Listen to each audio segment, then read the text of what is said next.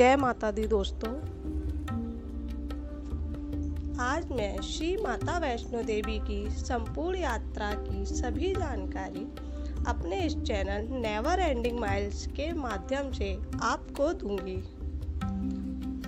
जहां पूरे भारतवर्ष और विदेशों से लाखों की संख्या में श्रद्धालु दर्शन के लिए आते हैं।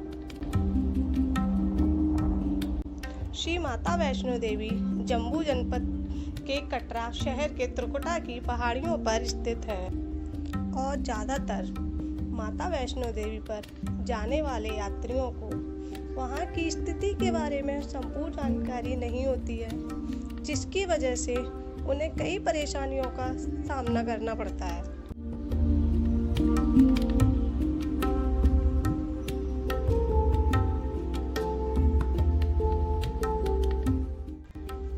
माता वैष्णो देवी की यात्रा पर जाने से पहले सभी के लिए कुछ बातें जाननी बहुत ज़रूरी होती हैं, जैसे कब और किस मौसम में जाना चाहिए, कैसे जाएं, कहाँ रुकें, घोड़े पालकी का किराया कितना खर्चा हो सकता है और कंबल की व्यवस्था कैसे करनी है इत्यादि।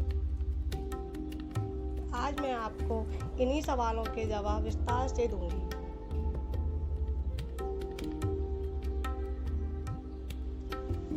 चलिए सबसे पहले जानते हैं कि माता रानी के दरबार में जाने का सबसे अच्छा समय कब होता है।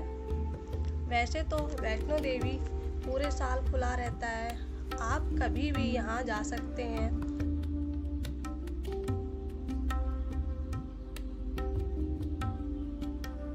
अक्टूबर से लेकर फरवरी तक का समय सबसे अच्छा होता है।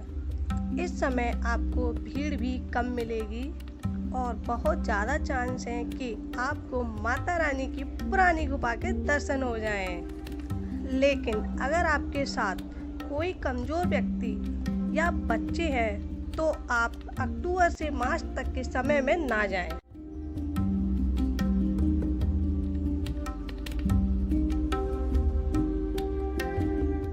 मार्च से लेकर जून तक का समय वैष्णो देवी जाने का पीक टाइम होता है। इस समय बच्चों की छुट्टियां होने की वजह से आपको भारी मात्रा में भीड़ देखने को मिल सकती है। इसके साथ ही माता के भवन पर आपको बहुत लंबी लाइन भी मिल सकती है।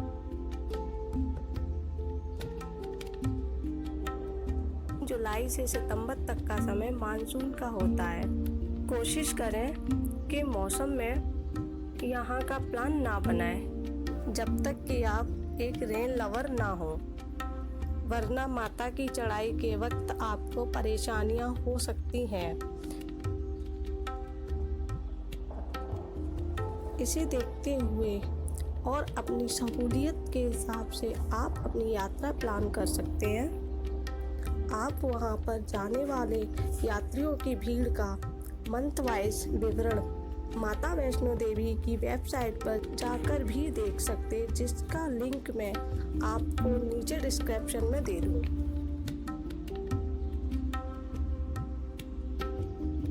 अब जान लेते हैं कि पूरे साल भर वहाँ का कैसा मौसम रहता है। सर्दियों में वहाँ का मैक्सिमम टेम्परेचर 10 डिग्री सेल्सियस से लेकर 15 डिग्री सेल्सियस तक रहता है और मिनिमम -4 से लेकर -3 तक रहता है। इसी तरह से गर्मियों में मैक्सिमम टेम्परेचर 25 डिग्री सेल्सियस से लेकर 35 डिग्री सेल्सियस तक रहता है और मैक्सिमम टेम्परेचर 12 डिग्री से लेकर 20 डिग्री तक रहता है।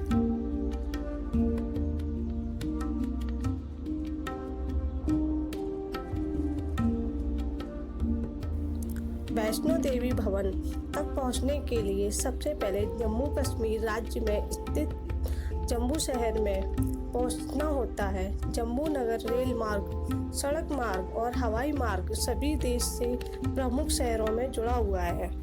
आप किसी भी प्रमुख शहर से सीधा जम्मू के लिए ट्रेन ले सकते हैं। लगभग 90 ट्रेन देश के विभिन्न शहरों से प्रतिदिन उपलब्ध हैं। जम्मू तक सड़क मार्ग से आप अपने निजी वाहन से, रोडवेज बसों से माध्यम से भी पहुंचा जा सकता है। जम्मू शहर में एयरपोर्ट भी उपलब्ध है। आप चाहें तो हवाई यात्रा से जम्मू किसी भी प्रमुख शहर से पहुंच सकते हैं।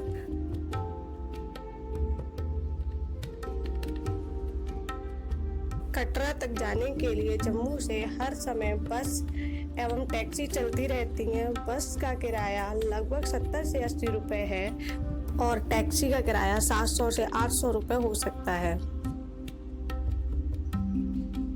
जम्मू से कटरा की दूरी मात्र 50 किलोमीटर की है, जो कि लगभग 1 से 1.5 घंटे में पूरी हो जाती है।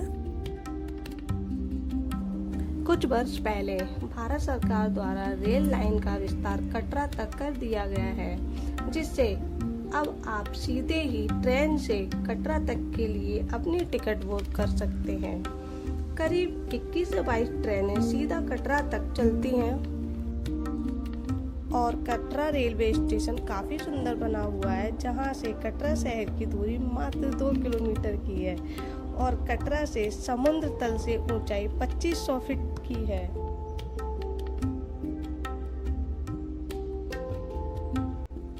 आइए अब जान लेते हैं कि आप लोग यहाँ पर कहाँ रुक सकते हैं। कटरा से माता वैष्णो देवी की चढ़ाई शुरू हो जाती है। कटरा से माता वैष्णो देवी के भवन की चढ़ाई लगभग 14 किलोमीटर की है। कटरा में ही काफ़ी मात्रा में होटल और लॉज बने हुए हैं, जिसका किराया 400 रुपये से शुरू होके 5000 रुपये तक है। आप अपने बजट के अनुसार कमरा किराए पर ले सकते हैं।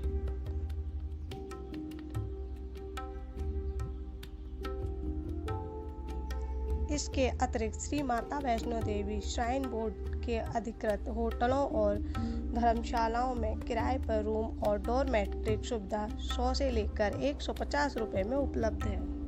श्री माता वैष्णो देवी अधिकृत होटल एवं धर्मशालाएं जैसे कि निहारिका भवन, त्रिकुटा भवन, मनोकामना भवन, शैलपुत्री भवन, इनमें से किसी में भी आप श्राइन बोर्ड की ऑफिशियल वेबसाइट पर जाकर ऑनलाइन बुकिंग करनी पड़ती है, जिसका लिंक मैं आपको डिस्क्रिप्शन में दे दूंगी। आइए अब जान लेते हैं यात्रा पर्ची के बारे में। वैष्णो देवी यात्रा की सबसे महत्वपूर्ण बात यात्रा पर्ची है। यात्रा पर्ची के बिना आप चेक पोस्ट पार नहीं कर सकते और ना ही दर्शन कर सकते हैं। यात्रा पर्ची का काउंटर कटरा बस स्टैंड के पास ही बना है। यात्रा पर्ची मुफ्त में मिलती है। यात्रा पर्ची आप ऑनलाइन भी श्राइन बोर्ड की वेबसाइट पर जाकर निकाल सकते हैं। आपके साथ जितने लोग यात्रा कर रहे हैं सभी को यात्रा पर्ची लेना जरूरी है। सिर्फ 3 साल से छोटी उम्र के बच्चों के अलावा नीचे डिस्क्रिप्शन में मैंने ऑनलाइन यात्रा पर्ची का लिंक भी दे दिया है। यात्रा पर्ची का काउंटर सुबह 5 बजे खुलता है, रात 10 बजे बंद होता है।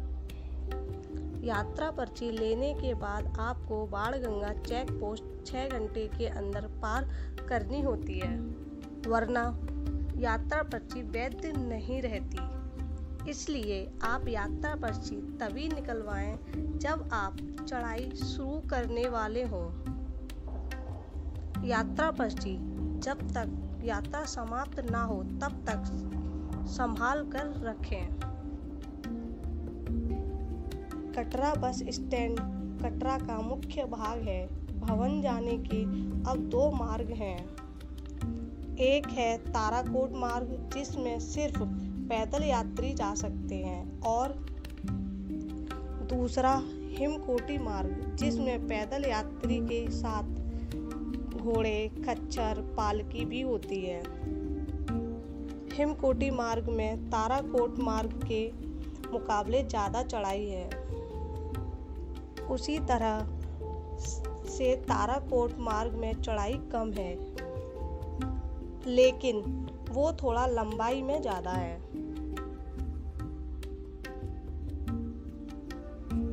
दोनों ही मार्ग पर खाने पीने की अच्छी सुविधा है। आपको थोड़ी थोड़ी दूर पर खाने पीने की दुकान दिख जाएंगी।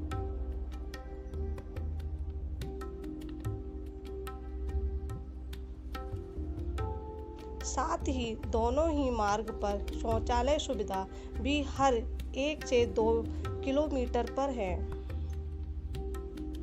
ताराकोट मार्ग से आप सीधा अर्धकुंवारी पर पहुंचते हैं, लेकिन हिमकोटी मार्ग में कई तरह के मंदिर आते हैं, जैसे कि गीता मंदिर, चरण पादुका, जिनको देखना भी अपने आप में एक अलग अनुभूति है।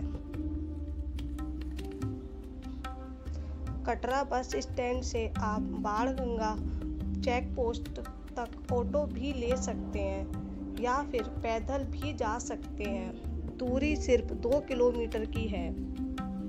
आपको अपनी ज़रूरत के हिसाब से सिर्फ अपने कपड़े लेने हैं। चढ़ाई के लिए अपनी एक आरडी और यात्रा पर्ची, बाकी सब कुछ आपको ऊपर मिल जाएगा। प्रसाद, कंबल, खाना पीना इत्यादि।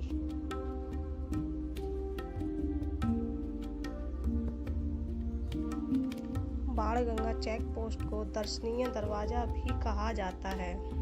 यहाँ यात्रा पर्ची चेक होगी। यहीं से आप अपने लिए घोड़ा पालकी कर सकते हैं और श्राइन बोर्ड ने घोड़े से भवन जाने के रेट 700 रुपये फिक्स किए हैं और पालकी का रेट 2500 से लेकर 3000 रुपये फिक्स किया है। इसी तरह आप हेलीकॉप्टर सुविधा भी ले सकते हैं, जो कि कटरा से सांझी छत तक के लिए उपलब्ध है, जिसका किराया लगभग 1045 रुपये प्रति व्यक्ति है। 2 साल से छोटे उम्र के बच्चों का किराया नहीं लगता।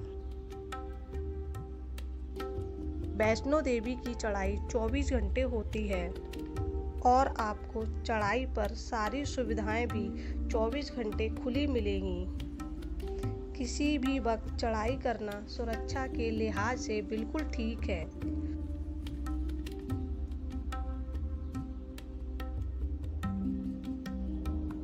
चढ़ाई शुरू करने के कुछ ही दूरी पर आपको चरण पादुका मंदिर दिखेगा, जहां माता रानी ने अपने चरणों के निशान अवतरित किए थे।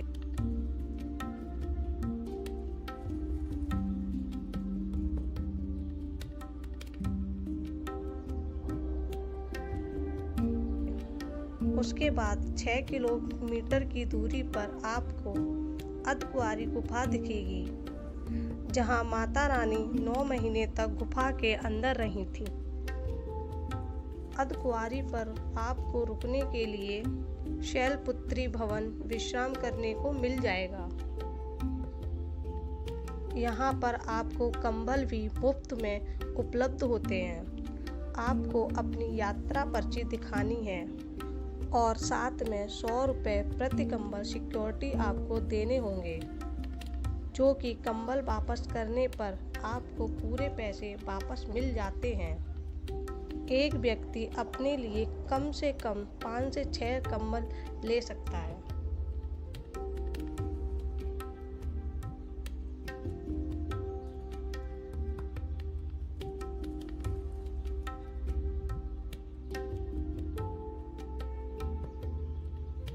अर्धकुंवारी से 2 रास्ते जाते हैं।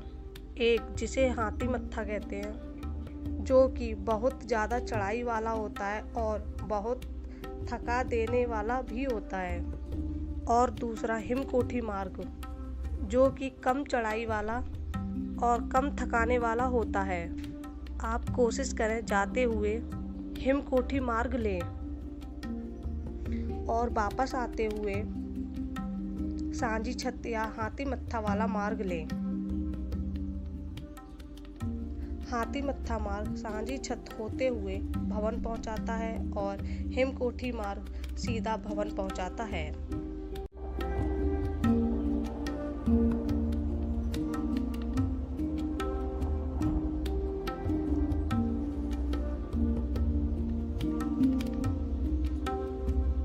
माता के भवन पर पहुंचकर क्लॉक रूम में अपना सारा सामान रख दें और वहां से प्रसाद ले लीजिए। उसके बाद आप माता के दर्शन के लिए जा सकते हैं। माता के दर्शन 24 घंटे में कभी भी कर सकते हैं। माता के भवन पर भी विश्राम करने के लिए कई धर्मशालाएं हैं।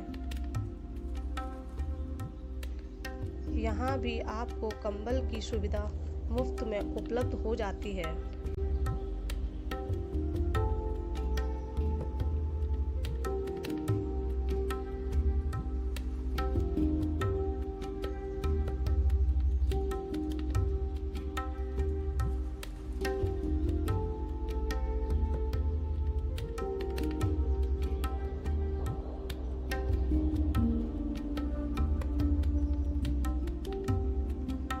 माता के दर्शन के बाद भैरव घाटी जाना होता है। भैरव बाबा के दर्शन के लिए जो सिर्फ 1.5 किलोमीटर की कड़ी चौड़ाई है, जिसे आप पैदल, घोड़े, पालकी या रोपवे के इस्तेमाल से भी कर सकते हैं।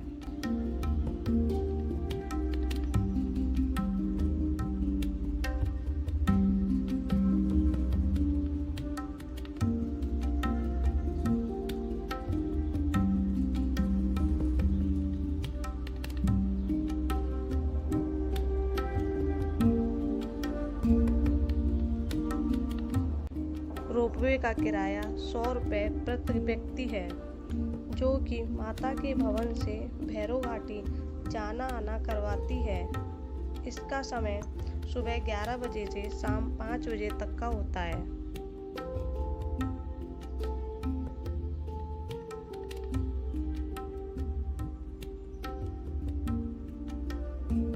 इसके बाद आप वापस कटरा आकर कटरा मार्केट से कुछ सामान ले सकते हैं या फिर घर के लिए प्रसाद के रूप में अखरोट, बतासे ले सकते हैं। तो दोस्तों, ये थी पूरी वैष्णो देवी यात्रा की जानकारी। आशा करती हूँ आपको अच्छी लगी होगी। अगर आप वैष्णो देवी यात्रा की कोई और भी इंफॉर्मेशन लेना चाहते हैं, कमेंट्स में बताइए, मैं आपको रिप्लाई करूँगी। मैं आगे और भी ऐसी ही यात्रा और इन्फॉर्मेशन वीडियोस आप लोगों के साथ शेयर करूँगी। इसलिए मेरे चैनल नेवर एंडिंग माइल्स को सब्सक्राइब करें। Bye bye, take care.